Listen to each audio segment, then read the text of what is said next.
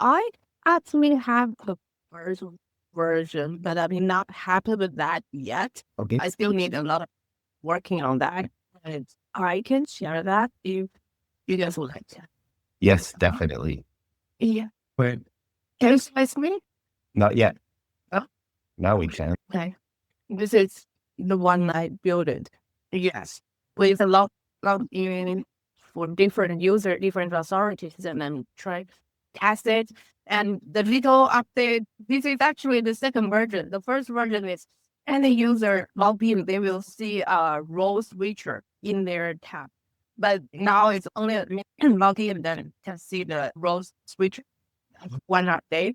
But still there's other functions that I'd like to add or to redesign a little bit. Because I actually for a new role, maybe I didn't define so clearly. I think there's a more administrator role or rules I should add. Because these users would be really powerful. Yeah. Other things to manage this actually. Right now it's only just the simple rules. And also here, the simple rules is supposed not defined by the administrator, but bringing AI to get suggestion, get data, lot of industry standard, whatever. So here, it's not what we should manually set. AI suggested. Okay. Yeah. And yeah, basically that's the first second project I was so far on. Oh, neat.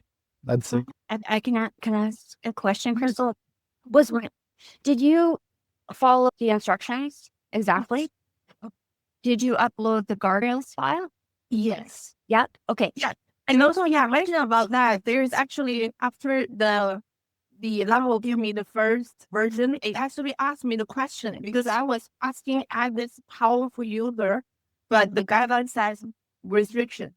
And level asked me how to proceed. If we stick to the guideline or I can add this switcher. So this is something that I said, no, I need that switcher. So there is a little difference that I can say. The guardrail. Okay. I'm just wondering if tonight, if you're willing, I think we could replicate this really quickly and easily from the beginning again and try to get a more satisfactory result if you would like. Sure. Of course, that would be level. Okay. And Crystal, did you try putting in your idea into chat or Claude and asking what kind of permissions or what kind of features an admin level person needs to have?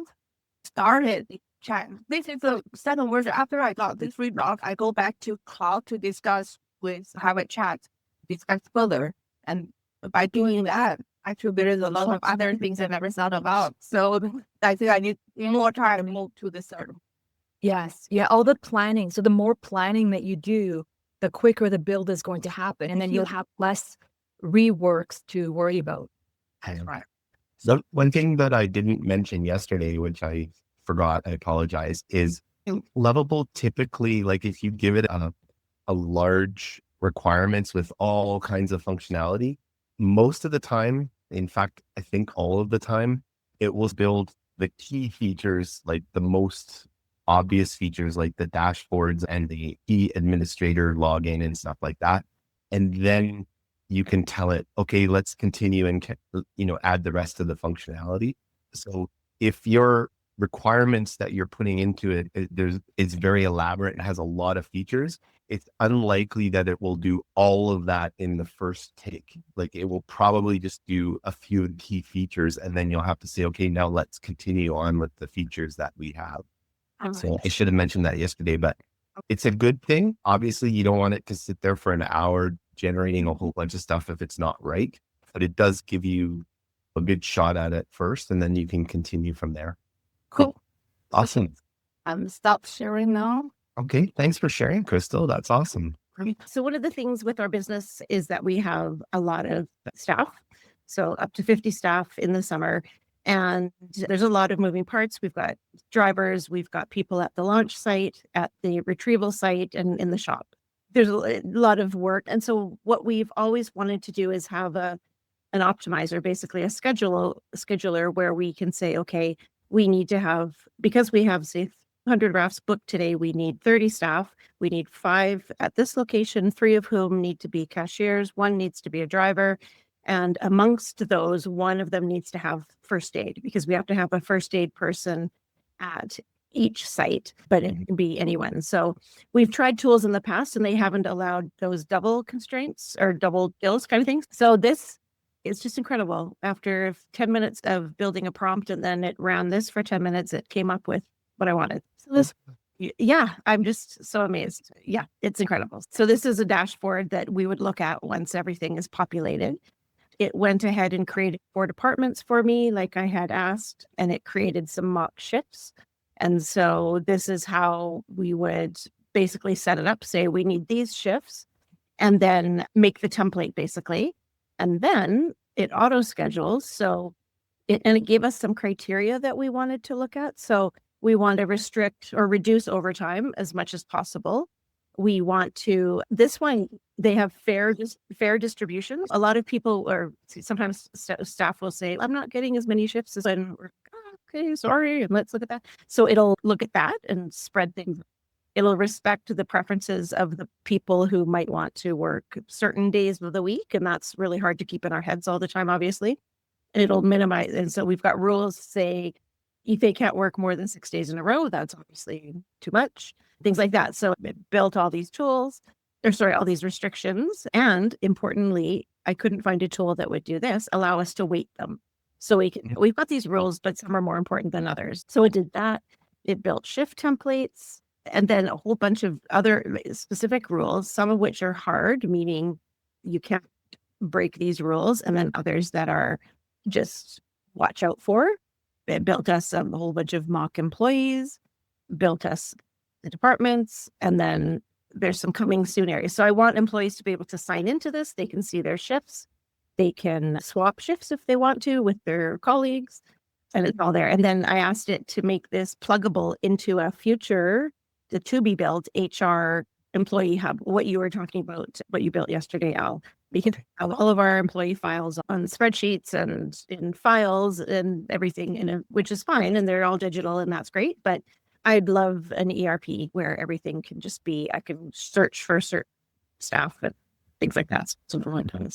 So yeah, so that was my first project. So this is just crazy. Very. Incredible, Heather.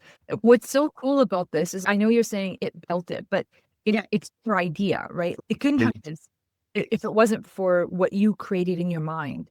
Yeah. Yes. Yeah. And that's the big disconnect, right? Is you can have a great idea, but how do you operationalize it and make it happen? So yeah. So this is really something that I'm very interested in seeing how I take it to the next step. Yeah. And then the other one that I built, I don't know why I was making these funny titles, but Maker, I think this is, yes. Okay. So this is the other project we talked about yesterday morning that's about digital marketing and SEO and how businesses can tell where they sit competitively online. So on the web, when people search for them, how are they doing? So it created this bike. Interestingly, a kind of related Northwind Bike and Tours company for me. I didn't ask it that, but it related to what we do. And so I asked it to build a system that would allow, that would use existing data like Google Analytics, Google Search Console, Google Business, and then there's various other software that provide more information, which it's connected links to, or future links, to basically show a company its competitive position. So this is my dream, that to build this for a company so they don't have to hire the consultants for thousands of dollars a month, or because this data is all out there and they just need to know how to pull it together. So this screen provides an overview of how the company is doing, looks at their website activity over X period, a month, a week, whatever, what the trend is. Are they converting people that come and click? Are they actually selling to them? What's their estimated revenue? So this week you would need a connection into their ERP if they don't have an API available for their whatever system they're using for their bookings of revenue, how their keywords are ranking, how many are on page 1, and what are their reviews like, and how are their reviews doing. So it's kind of an overview of everything right here. And then Lucia and I last night made these clickable. So initially it hadn't made these cards drillable into the bottom detail, but now they are. So you can click on right there. Yeah. Get the detail. So the CEO would just be watching the dashboard, obviously, and then the other users could drill in and really see what's going on. Where's your traffic coming from? Is it organic? Is it paid ads? Is it direct, etc.? So that's all there. What's your competitive position, most importantly, compared to either competitors you identify or competitors it identifies for you? And where are your weaker spots? So here, this company needs some website authority to be built and some backlinks and things like that. Their AI and LLM visibility is not perhaps as strong as it could be. So there's one company better than this or ranking higher than this. So that would be the goal, is to say, okay, who's that company and how can we compete with them? It's identified the competitors for this company and all of their data. So you can investigate that. This is something we're really interested in, is what keywords are people searching for and which ones have we associated with us and where are we doing? So for this company, they're doing quite well if somebody searches bike rental, but if somebody searches electric bike rental, they're not being picked up. So that would be something that they would want to address in their SEO strategy. And yeah, so not to go into too much detail, but there's a ton of information here that it just, as I was, I don't know, having a snack, it just built all these things. Incredible. That's brilliant. Yeah, so exciting. So then I was saying to Lucia, okay, great. How do I get this now connected? And she said, okay, yeah, that's the next class. That's where with Alan Raya. So I said, okay, sounds great. Cool. But the other stuff is, as Al mentioned yesterday, far more involved. Absolutely. Yeah. Yeah. This is so cool, Heather. My mind is blown. What you've built and what Crystal is building is incredible. Absolutely incredible. It's the great teaching and the guardrail. You've set us up for success, right? So you've given us the prompts to put in and the guardrails to keep things safe. And so I could never have done that on my own if I had taken, so, you've put us, we just need to add our ideas and off we go. So cool. Yeah. Can I use that as a testimonial, Heather?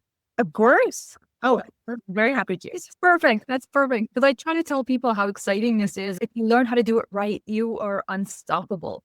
Okay, so here's my cat agent console. Agent.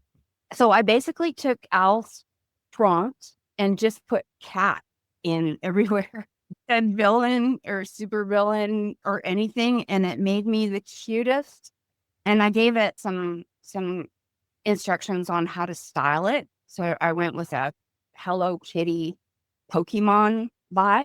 And this is what it made me, which I just think is so cute. I just wanted to share with you because it's fun. So that the issues that cats have to deal with is the fish market frenzy. And I love this one, First Storm over Downtown. Oh, I love the villain named Baron von Clawsworth. Yeah. Super evil. Captain Perfect. I'm not sure how much functionality it gave me because I didn't have much time to play around with it. But I just thought I would show you that just for fun. Here's all the superhero cats and superhero villains. And doing this exercise I'm not going to use this. Maybe if I get a cat, they might. But it gives you practice of going through the process, which I think is the whole point of doing the exercise. Maybe a string isn't something that you're going to use, but going through the exercise of doing it took me, like, all in all, 10 to 20 minutes. And now when I go back in to build something that I really want to build, I already know all the little idiosyncrasies and everything of connecting it to GitHub and whatnot. So thanks for letting me share that. I just wanted to show you.